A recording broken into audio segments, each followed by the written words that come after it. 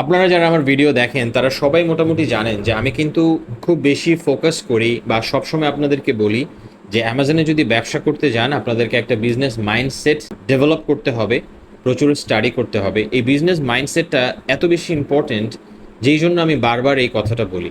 কারণ অ্যামাজন ধীরে ধীরে ওরা রুলস রেগুলেশনস এমনভাবে চেঞ্জ করতেছে বা নতুন নতুন নিয়মকানুন আনতেছে, তাতে বিজনেস মাইন্ডেড পার্সন ছাড়া আসলে অনেক বিষয়ে ডিসিশন নেওয়া কিংবা কোনো একটা স্ট্র্যাটেজি ইমপ্লিমেন্ট করা আপনার জন্য টাফ হয়ে যাবে। তো এই জন্য যারাই আমাদের ব্যবসা করতে চান, বিজনেস যদি আপনার পূর্বে করার অভিজ্ঞতা না থাকে বা বিজনেস নিয়ে ঘাটাঘাটি করার অভিজ্ঞতা না থাকে, তাহলে আগে আমি বলবো যে বিজনেস নিয়ে একটু পড়াশোনা করেন, বিজনেস মাইন্ডসেটটা একটু ডেভেলপ করার ট্রাই করেন বা বিজনেস জিনিসটা একটু বোঝার ট্রাই করেন। তারপরে আপনারা অ্যামাজনে ব্যবসা করেন বা অ্যামাজনে ব্যবসা করার জন্য আসেন।